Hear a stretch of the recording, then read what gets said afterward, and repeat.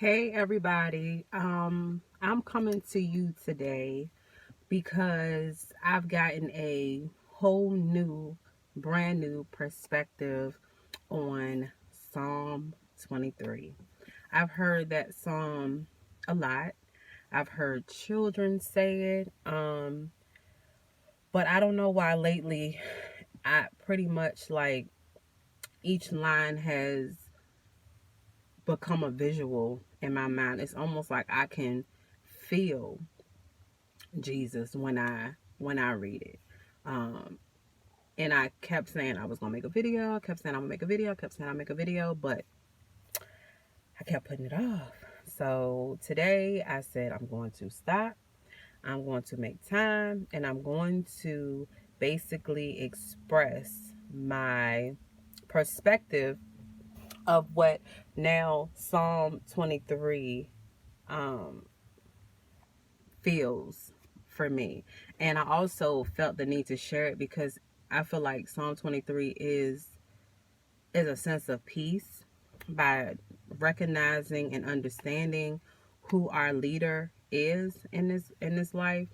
Um when we make him our headship, number one, that's who we seek, that's who we are choosing to be our number one leader. Is so many promises, that's connected to this psalm. So, it starts off with, the Lord is my shepherd, I shall not want. That's the first. He basically, because I am saying that he is my shepherd, I have no need to want, because he is already telling us that he is our provider, just from recognizing that he is first our shepherd. And then it says, he makes me lie down in green pastures. He makes me. Didn't say he asks me and wait for me to say yay or nay. It said he makes me. So in this season of our life, we are basically made to be home. Now for our essential workers, they have to go to work, but we are made to stand 6 feet away from others inside the stores. We are made in some areas to have curfews that you cannot be out. So for me, a green pasture is him saying, this is resting time, and I'm making you do that because I need you to focus on me, your shepherd. And you don't need to want. Yes, I've closed down everything. Everything has been shut down, but you have no need to want. Um, and next is, he leads me beside the still waters. Last time I looked at the waters, it moves. It does not stand still. The water is constantly moving, even if it's moving slowly, and then it will start to move rapidly, and then those waves, and then the wind blows. So when it says it's still, it's almost like saying, as long as you choose him to be your guide, he stills the water. He makes peace. In a storm, as long as we are following him, those waters will be stilled as we walk through them. And the next is, he restores my soul. So right there, that says all that it basically is self-explanatory. It says he restores. He's a restorer. Uh, he leads me in the path of righteousness for his name's sake. Now, as we know, there are a lot of paths we have gone on in this life. We have had what we like to call the straight and narrow. And in my visual, I see the sign that says Jesus. It's him on that path. And we have, in our life, chosen to go our own way because we felt like we could do it better. We felt like, yeah, maybe this way. I'll get back on that. I'll get back on that path of Jesus. But I think this one over here may be a little better. But as we know, his path is always going to be the best path because it's only going to lead to righteousness. Only. All right. And next is, even though I walk through the valley of the shadow of death, I will fear no evil, for you are with me. Your rod and your staff, they comfort me. Oh my goodness. When I read that, it was almost like I could see this valley. and it was foggy. And I at the other side, excuse me, of the valley, death is there. But you are not that close to it. It's far away. And you can see it, but though you have him beside you, you don't fear it because he is with you, and his rod and his staff, they comfort me because he's a comforter. Like through this, his promises in the beginning, the first line was, we shall not want. He's a provider. We found out that he walks with us and he will still the waters. We also found out that he's a restorer of our soul. And now we're finding out that he is also a comforter. So then it says, you prepare a table before me in the presence of my enemies. I hear that a lot. And I think sometimes it can get stretched and made into something bigger, and it turns it into saying haters and stuff like that. I don't really have that kind of mindset.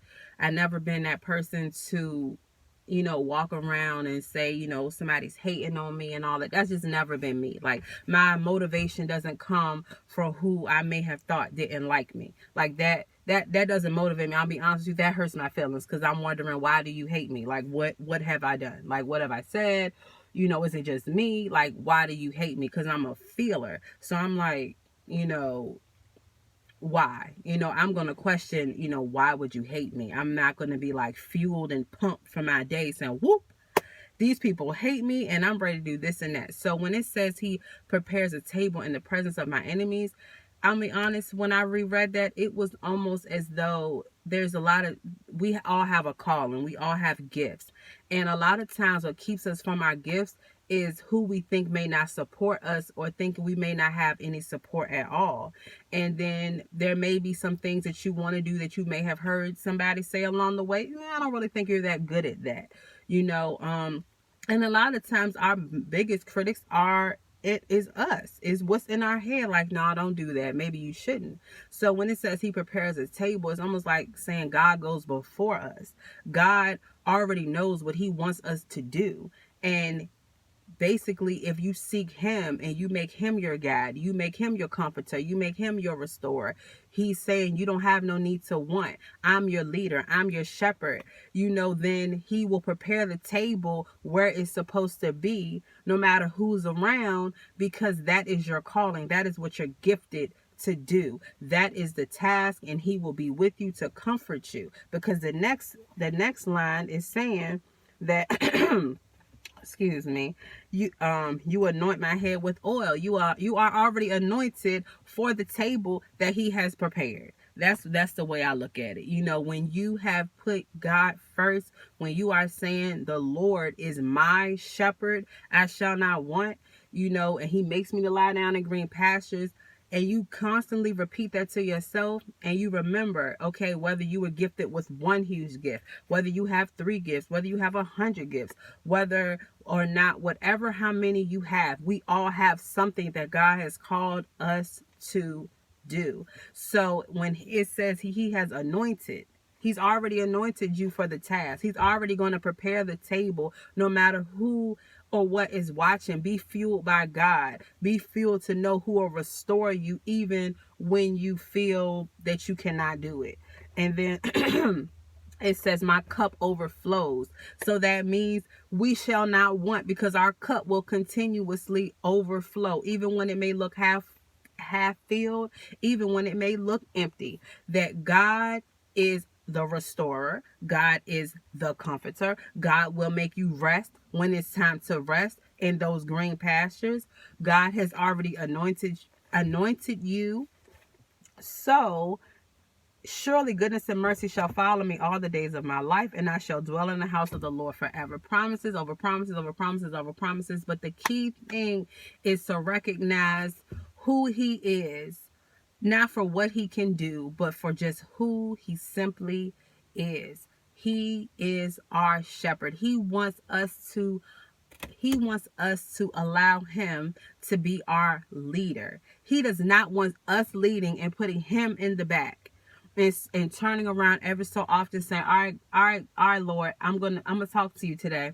All right, Lord, I may read a little bit about you today. Okay, Lord, I may sing a little bit about you today. But yet you start your day with him. You walk through your day with him. You end your day with him, because all day he was with you. So today, let Psalm 23 resonate, rest in your soul. I know we have heard it quoted. We heard it so many times, but let's not take our shepherd for granted. He is with us. He is with us. He is with us through this pandemic. He was here before the pandemic, through the pandemic, and I promise you, you guys, he is going to be here after the pandemic. God is good. He is good.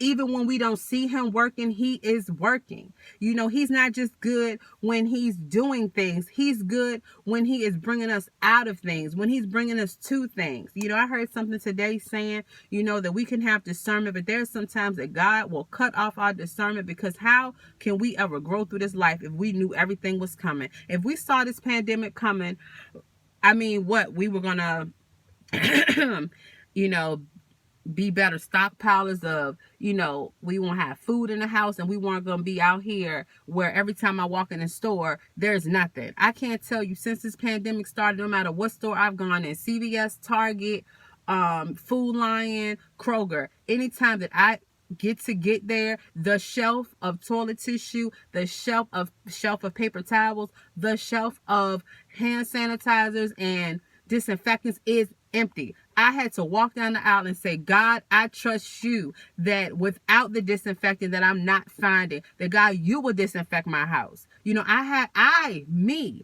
had to put him before everything. I've had to trust him in all things, not just when everything is going good, not just when I want him to get me out of something, but God, I see you in all things at all times, because you are not going to disappoint me.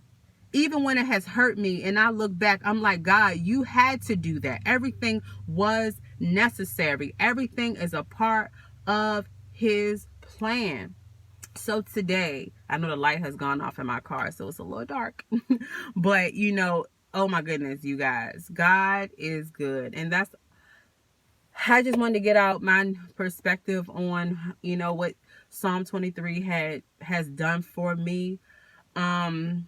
And just when I kept picturing the still waters and just picturing going through water that was moving, and then as soon as he walked in front of me and I walked beside him, the water still. The water was calm. And whew, that did something for me when I saw that valley, when I saw that fog, when I saw that it was almost like his hand was reached out with my hand to hold, to say, I got you, I got you, I got you through the fog, through the rain, through the storm, through the pandemic, through this crisis, through this virus. He has us in the palm of his hand. I hope you guys have a blessed Sunday evening and be blessed.